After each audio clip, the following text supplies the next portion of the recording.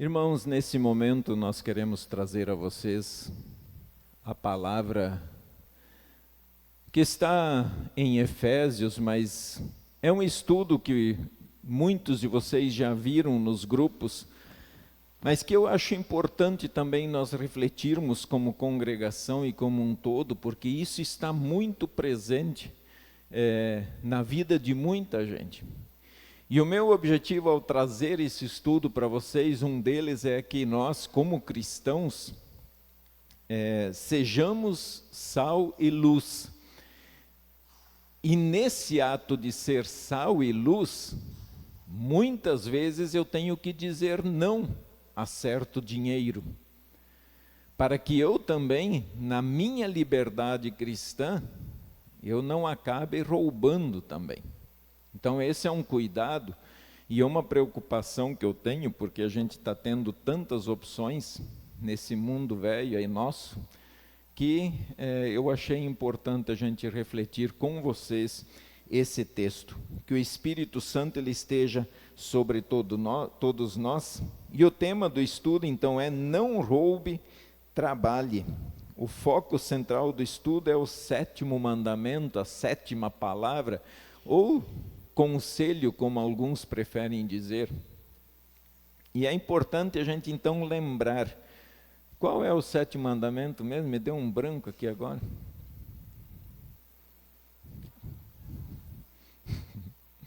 Não furtarás. Alguém lembra da explicação toda? É meio difícil, né? Lembrar às vezes de todas as palavras. Mas aí o Lutero escreve assim: devemos temer e amar a Deus de maneira que não tiremos do nosso próximo o seu dinheiro ou os seus bens, nem nos apoderemos deles por meio de mercadorias falsificadas ou negócios fraudulentos. Pelo contrário, devemos ajudar o próximo a melhorar e a conservar os seus bens e o seu ganho. E nós vamos falar um pouquinho sobre essa maneira fraudulenta que muitas vezes se utiliza para se apoderar daquilo que não nos pertence, daquilo que nós não deveríamos nem cogitar a ideia de pegar. Mas vamos devagar. Eu quero convidar o Volney então para fazer a leitura da introdução daquele estudo. Ele vai fazer a leitura só contando uma história para começar a entender um pouquinho sobre o assunto.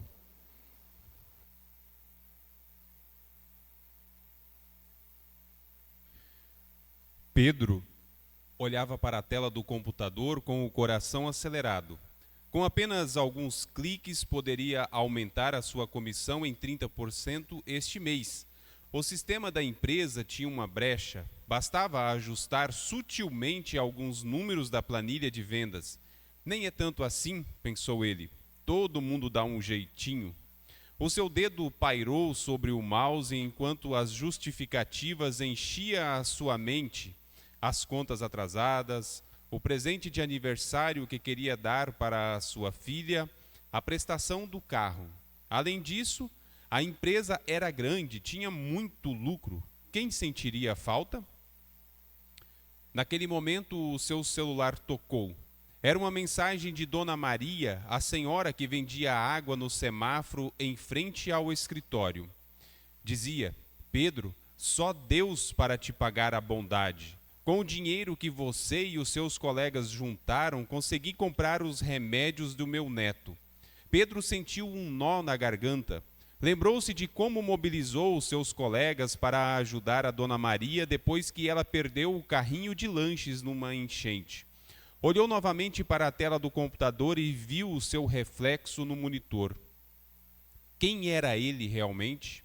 O homem que ajudava uma senhora necessitada com o fruto do seu trabalho? Ou alguém que estava prestes a se tornar mais um esperto disposto a roubar para ter mais? Com um suspiro profundo, Pedro fechou a planilha sem fazer alterações. Talvez o seu salário não fosse tanto como gostaria, mas era suficiente para viver com dignidade e ainda ajudar quem precisava. E isso, percebeu ele, valia muito mais que qualquer esperteza. Muito bem, um exemplo simples, mas que é muito presente. Quantos de nós talvez já estivemos no lugar de Pedro, que talvez uma pequena manejada daqui, uma pequena manejada dali, e a gente conseguiria enganar o relatório financeiro, conseguiria enganar o patrão, conseguiria enganar a esposa, enganar o filho, enganar as pessoas que estão ao nosso redor, para que a gente ganhe mais, para que a gente fique melhor na foto, melhor, entre aspas, na foto. Então a gente tem que fazer algumas perguntas. O que Deus nos ensina sobre um trabalho honesto? O que nos ensina sobre a verdadeira generosidade? E é importante pensar na generosidade. Agora, falando de uma ação social, quando você até mesmo estende a mão para as pessoas. Em que consiste de fato isso, essa generosidade? Por que devemos rejeitar todas as formas de roubo? Todas. Não importa quem seja. Todas as formas de roubo, nós, como cristãos, nós temos a obrigação de rejeitar. E não de passar a mão na cabeça. E não de alisar. E não de justificar. Roubo é roubo. Não importa quem fez, quem praticou. E aqui eu vou falar direto, não importa se é de direita ou de esquerda, roubou, tem que pagar. Tem que devolver, não lhe pertence. E quando a gente acha que não, mas esse aqui roubou mais que o outro. Ora, roubo é roubo. Ou nós podemos dizer, não, então até tal quantia é permitido, Deus fecha os olhos para tal quantia. Se passou de tantos mil, aí sim, aí Deus fica muito irado quando passa e rouba muito. Mas quando é pouquinho, tá bom. Quantos de nós aqui fomos ensinados, e talvez quantos aqui dentro praticaram, aquele ato que o filho, quando chega em casa, ele traz um negócio diferente que o pai e a mãe não compraram, e pergunta, filho, de onde você tem isso aqui? E aí você faz o filho levar lá onde ele pegou. Quem ainda faria isso hoje? E aí, do pai que se arrisca a se expor numa situação dessa, porque daí a sociedade vai, coitadinho da criança. Coitadinho nada. O mal tem que ser cortado pela raiz. Se é com pequenas coisas, é com pequenos objetos que se começa a ter o gosto pelo grande. Pensem sobre isso. E por que então devemos valorizar o trabalho? E o texto ele traz Efésios 4, 25 a 28. Apenas alguns versículos eu vou ler, que é a base do nosso estudo. Por isso, deixando a mentira, fale cada um a verdade com o seu próximo, porque somos membros uns dos outros. Irai-vos e não pequeis, não se ponha o sol sobre a vossa ira, nem deis lugar ao diabo. Aquele que furtava, não furte mais, antes trabalhe fazendo com as próprias mãos o que é bom, para que tenha com que acudir ao necessitado. Veja, essa carta de Efésios, ela está sendo escrita porque havia divisões dentro da igreja e rivalidade. Divisões e rivalidades, coisas que não combinam com cristãos. mas que também existe, porque todos são seres humanos. Todos nós lutamos contra um sentimento de orgulho, de ganância, todos nós temos que lutar. Somos cristãos, somos um povo, somos uma família, mas que alguém pode vacilar. A gente pode vacilar. Então isso faz parte. Paulo está agora dizendo, isso não faz mais parte da nova vida em Cristo. E vamos lá, quando ele diz somos membros do mesmo corpo, Paulo retorna o ensino, na verdade, de uma situação em que ele nos conecta com o batismo. Nós fomos todos tornados um só corpo de Cristo aqui. Quando nós fomos batizados, nós nascemos para uma nova vida. E quando nós nascemos para essa vida, então nós fizemos parte do corpo de Cristo. E Paulo, por isso que ele diz, e ele ataca esse ensino da mentira que ele vai abordar, porque ele está dizendo isso não combina com um novo ser. Isso não faz parte, isso não deve fazer parte da nossa vida como cristãos, e nós somos um só corpo e um só espírito.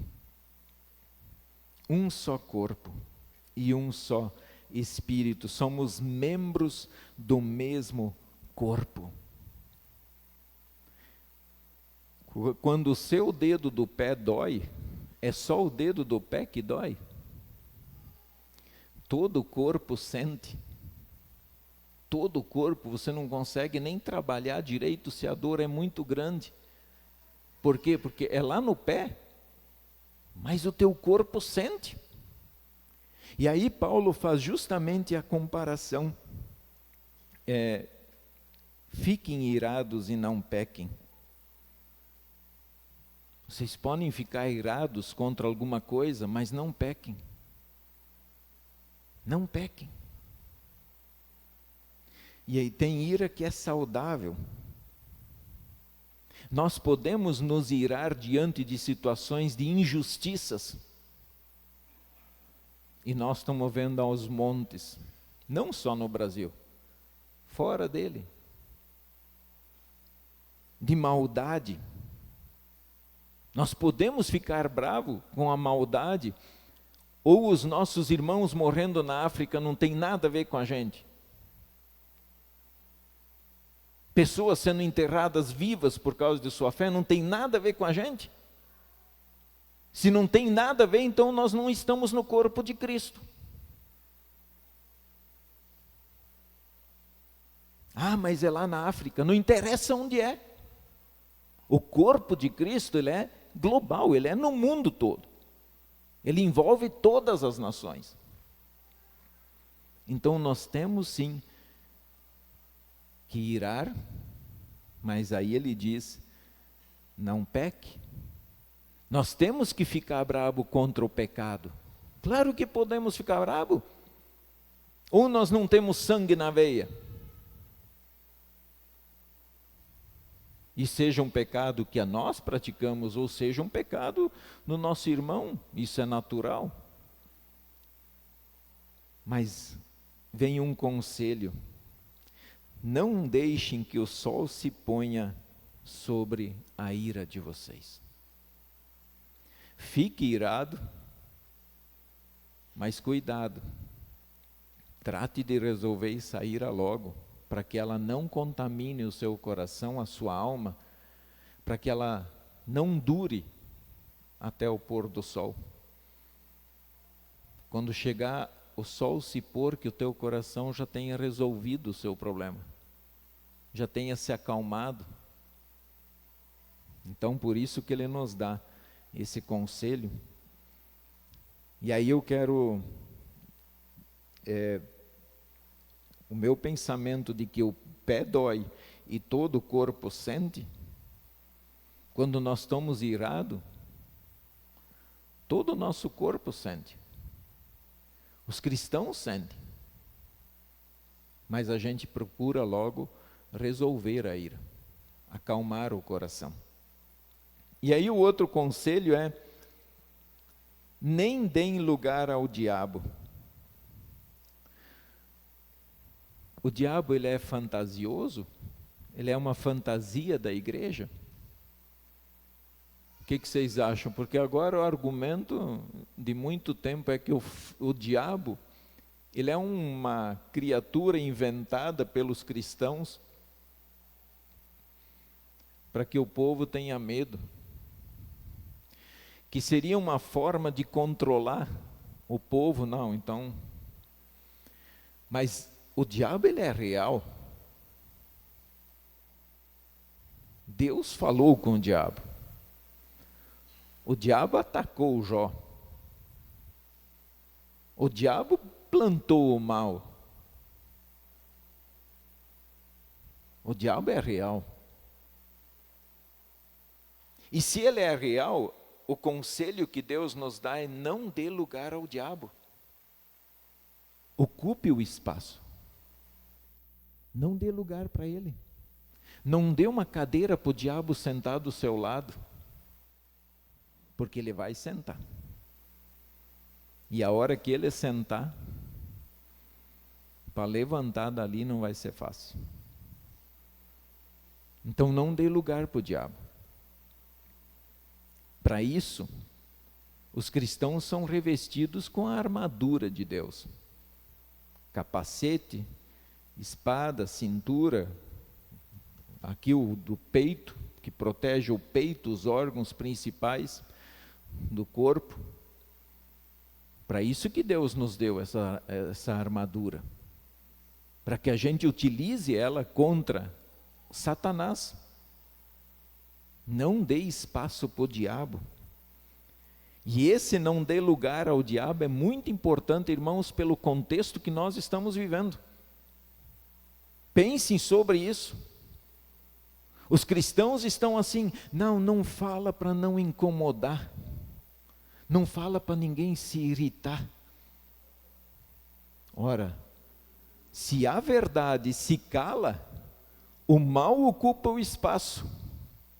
E se o mal ocupar o espaço, te prepara. Porque daí nós vamos, dentro em pouco tempo, viver o que nós estamos vendo acontecer em outros países, onde o mal está tomando conta de tudo. Então, se a igreja se cala, ela deixa o mal crescer, ela dá o lugar para o diabo. E é nossa responsabilidade falar. Não sejamos cúmplices com as obras das trevas. Nós temos que falar. Porque quem vai ocupar o verdadeiro espaço tem que ser Deus. Se no teu coração não tem espaço para Deus, é porque o diabo já tomou conta. E isso funciona com qualquer ser humano. Mas Deus quer habitar aqui. Aqui. Na sua alma. Por isso que ele dá aquele sábio conselho: primeiro o reino de Deus, depois as outras coisas. Então deixe que Deus ocupe o seu lugar, deixe que Deus ocupe o primeiro lugar na sua vida, e o resto, Ele vai dar um jeito, Ele vai abençoar para que as coisas se ajeitem. Então vem um conselho: aquele que roubava, não roube mais. E o autor do estudo escreve assim: roubar nesse contexto inclui usar balanças adulteradas, não pagar salários justos, explorar trabalhadores e se apropriar de recursos públicos ou religiosos. Aqui nós temos um monte de coisa para falar. Temos um monte, claro que eu não preciso também falar como que vocês são nécios que ainda não ouviram. Mas tem alguns detalhes importantes, muito importantes, que a gente precisa falar. Balanças adulteradas. Aquele que tem comércio, seja justo. Não venda gato por lebre. Não tente empurrar uma bucha no outro. Não tente sacanear. Não tente enfeitar uma coisa para parecer legal, mas que depois a pessoa vai descobrir ela tomou um baita de um prejuízo. Fica com prejuízo para ti. É isso que um cristão faz, fica com prejuízo para ti. Não passe para outro. Não é só balança aqui, tá? Isso envolve qualquer negócio. Não pagar salários justos. Bom, aí cada patrão vai pesar o seu bolso e vai saber o que consegue pagar e o que não consegue. Mas pague o que é justo ao seu funcionário. Reconheça o seu trabalho. E por outro lado, trabalhador, o funcionário, quando está trabalhando, seja honesto com seu patrão. Se você foi contratado, por exemplo, aqui um negócio tão simples hoje, que ninguém se dá conta, foi contratado para trabalhar 8 horas por dia, mas 1 hora você ocupou no teu WhatsApp, resolvendo assuntos particulares, você roubou 1 hora do seu patrão. Você deixou de ser dedicado para aquilo que você assumiu por 1 hora. Joga isso por mês. Joga isso por ano. Quantas horas foram roubadas do patrão? Então a balança ela tem que ser justa para os dois lados. Não pode ser só para um lado. Se apropriar de recursos públicos, bom, esse é um detalhe que eu acho importante falar. Você sabe que a nossa conta no Brasil está grande. Tem auxílio para um punhado de coisa. Auxílio para aquilo que é demais. Se alguém não consegue comprar um botijão de gás, não é um botijão de gás que vai resolver o problema dele. Só que aí o problema é que se oferece, e o problema é que as pessoas que não necessitam estão pegando. O problema é que quem não necessita de auxílio está pegando, seja ele qual for. Quantas vezes vimos aí vereadores, políticos envolvidos, pegando aqueles auxílios aí? Isso é roubo. Quantos cristãos na época do Covid usaram daquele dinheiro que o governo estava oferecendo, sem precisar? Isso é roubo. Ah, está oferecendo, então tem que pegar? Espera aí. Romanos diz assim, Paulo lá em Romanos ele diz, todas as coisas me são lícitas, mas nem todas convêm. Como cristão não convém nós ir lá e pegar um auxílio que está sendo oferecido, mas eu não necessito. A gente tem que jogar com honestidade. Mas pega. Talvez quantos foram chamados de burros ou de idiotas porque não pegaram? Mas o papel do cristão não é se apropriar do que é público, porque o que é público, o governo só dá o que ele já te tirou. O governo não dá nada do que é dele. Porque quem banca aquilo lá somos nós. E está pesado bancar. Está pesado. Então ele diz, não se aproprie. Uma coisa é ter necessidade. Outra coisa é se apropriar sem necessidade. E quando a gente se apropria sem necessidade, eu estou roubando.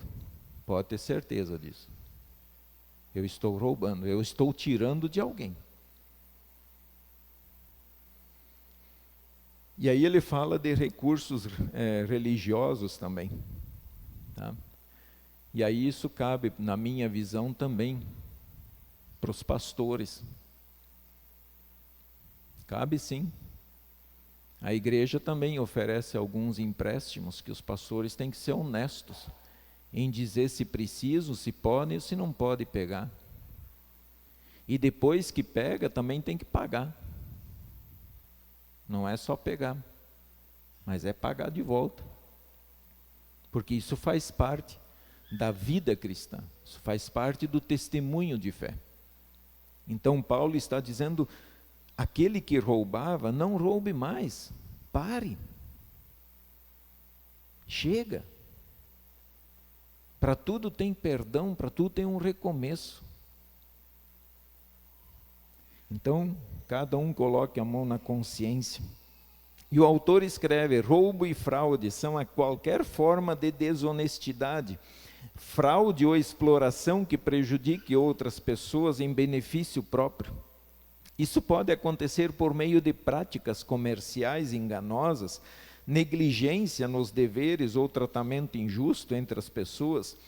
Esses comportamentos mostram que o ser humano pecador coloca os seus próprios interesses acima da justiça e do amor ao próximo. Pode acontecer também na hora da divisão dos bens. Os pais lutam tanto para adquirir alguma coisa e para deixar alguma coisa. Só que daí está tudo bem, está tudo tranquilo, mas quando eles falecem, aí começa o pau quebrar. Ou alguém usa de uma forma fraudulenta para ficar com a maior parte.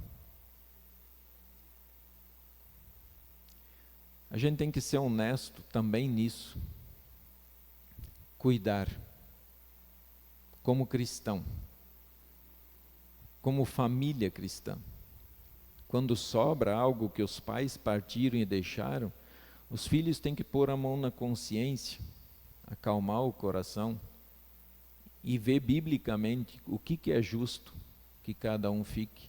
Cada um resolva a sua forma, a sua divisão de bens também. As consequências do roubo, as escrituras são claras sobre as consequências do roubo.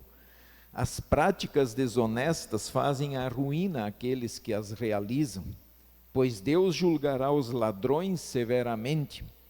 A desonestidade não apenas destrói a confiança entre as pessoas, mas também atrai a ira de Deus, que é justo e protege os oprimidos. Esse detalhe, irmãos, é muito legal. Ela destrói a confiança das pessoas. Um funcionário que está anos e anos numa empresa, e o patrão, quando o patrão acendeu a luz do estou sendo roubado, aí ele já começa a perder a confiança. E depois que perde a confiança, vocês sabem o quanto é difícil lidar com alguém quando você perde a confiança nela. Então é importante, isso é consequência do ato, do roubo. Alguém que sempre confiou num funcionário e de repente descobriu que ele por muito tempo o roubou. É muito triste. E aí acaba a confiança, atrai a ira de Deus, até que você se arrependa de fato e de verdade e confesse o seu pecado ao Senhor. E o conselho é, pelo contrário, trabalhe. Com tanto auxílio que está tendo aí, nós não estamos mais encontrando pessoas para trabalhar. E vocês estão vivendo isso na pele. Muitos de vocês necessitam de auxílio de alguém para trabalhar para você. Você vai pagar a diária. Você oferece até algo a mais. e não encontra. Por quê? Porque se acomodou nos 600, nos 1.000, no botijão de gás, no descontinho da energia, se acomodou. Então ele diz: trabalhe. O trabalho é saudável, gente. O povo precisa perceber de novo que trabalhar é saúde. Isso é bom para nós. Ocupa a nossa cabeça de maneira bacana, de maneira legal. E o trabalho, todo trabalho traz o seu fruto. Traz o seu fruto. E essa ordem de trabalhar já foi lá no jardim do Éden. Tomou, pois, o Senhor Deus ao homem e o colocou no jardim do Éden para o cultivar e guardar. Então, se alguém queria saber quem inventou o trabalho, lá no céu, daí vocês acertam a conta com Deus depois. O trabalho só ficou pesado depois do pecado, tá? Mas trabalhar sempre foi uma ordem de Deus. Então, se alguém está muito doente, às vezes precisa repensar: será que não está me faltando ocupar minha cabeça com boas coisas? Pense. Deus está ajudando a gente. Deus não está querendo massacrar o seu povo, Deus está querendo abençoar o seu povo. Por isso que Ele dá essa ordem. Vai, trabalhe. Tudo quanto fizerdes, fazei-o de coração, não chorando, não lamentando. Tem gente que pede, tempos e tempos pede para um trabalho. E quando consegue um trabalho, na semana seguinte já está reclamando que precisa levantar cedo, que precisa fazer isso, que precisa fazer aquilo. Ora, mas você não pediu um trabalho? Deus abençoou com o trabalho. Então, em vez de levantar a mão para o céu, as pessoas reclamam do seu trabalho. Mas trabalhar dignifica o homem. Porque quando ainda convosco vos ordenamos isso, se alguém não quer trabalhar, também não coma. Nossa, quando eu falo isso, eu ouço minha mãe falando isso para mim. Se você não quer trabalhar, tu também não vai comer. Isso está batendo no meu ouvido. Agradeço que minha mãe me ensinou a trabalhar, me incentivou a trabalhar. E eu sei que muitos de vocês foi no mesmo caminho, desde pequeno. Desde quando que trabalhar matou alguém aqui? Esse negócio de não deixar os filhos trabalhar lá na sua casa, põe para trabalhar. Filho tem que trabalhar, filho tem que ajudar o pai e a mãe dentro de casa. Não tem esse negócio de deitar no sofá e falar: mãe, me traz um copo de água, senão eu vou no conselho tutelar. Ora, mas fique passando sede no sofá. Filho precisa ajudar dentro de casa. Com aquilo que ele consegue fazer, tem que pôr para trabalhar. Porque comer todo mundo quer. Vestir todo mundo quer. Dinheiro para o sorvete todo mundo quer. Então tem que trabalhar também. Ajude o teu pai, ajude a sua mãe um pouquinho. Lava a louça, limpa a casa. Dá um banho nos cachorros, faz um trabalho para eles também. Facilite a vida dos teus pais um pouco. Isso não vai te matar, mas isso vai trazer vida para você. E aí, fazendo com as próprias mãos o que é bom, faça com as suas mãos o que é bom. Deus te deu essas mãos, te deu perna, te deu força. Faça, para a honra e glória do Senhor, para ajudar aquelas pessoas que estão ao teu lado. Aqui na congregação nós temos inúmeras coisas a fazer.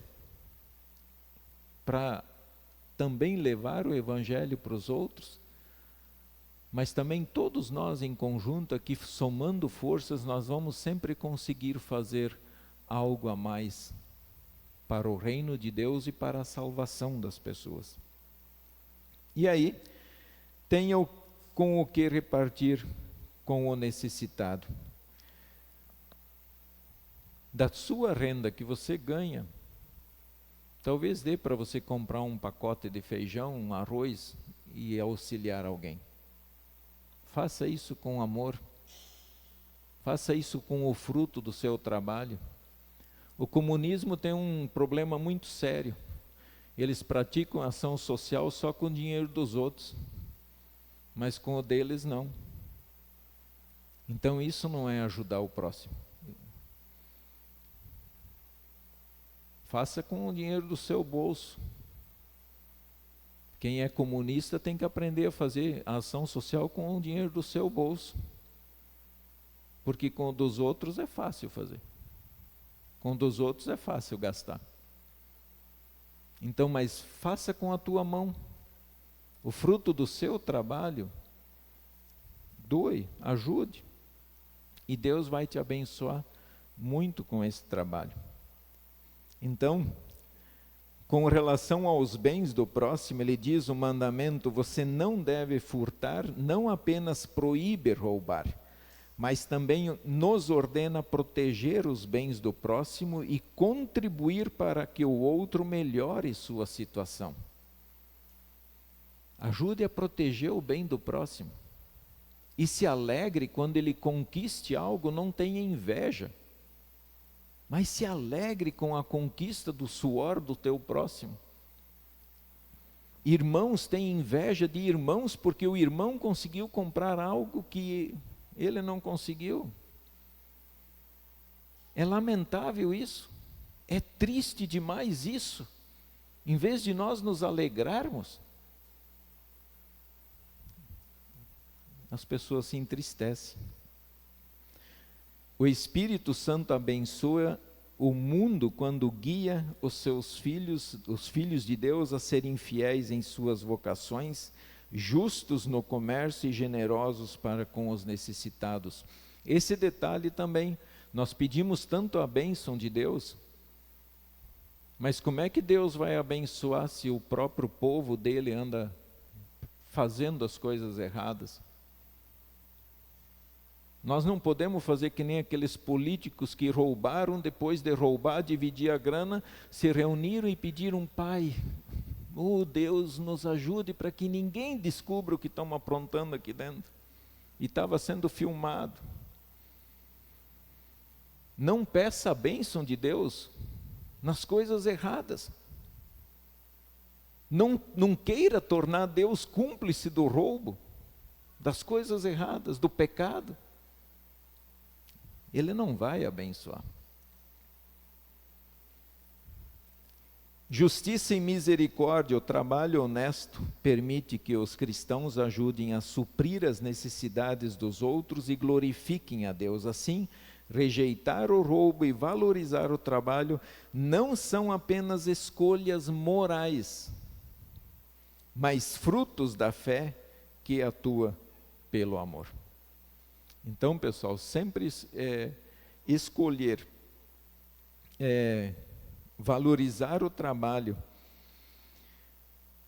e rejeitar o roubo, seja ele de quem for, não tem esse negócio de que esse pode e esse não pode. Roubo é roubo, pecado é pecado. Então não valorizem isso. Mas saiba que o Espírito Santo colocou a fé no nosso coração e por esta fé a gente pratica, a gente rejeita o roubo e valoriza o trabalho. Continue ensinando teus filhos, teus netos a trabalhar, porque essa é a vontade de Deus. Que o povo dele, que ele criou para trabalhar.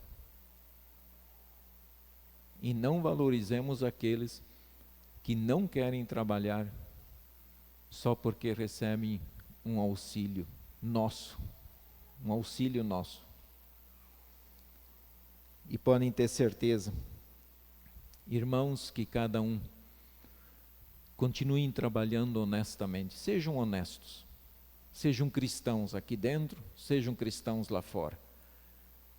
Vocês podem ter certeza que aquele Deus que está no céu, o nosso Deus, Ele também abençoará de uma maneira muito especial para que nunca nos falte o necessário para essa vida e muito menos para a eternidade.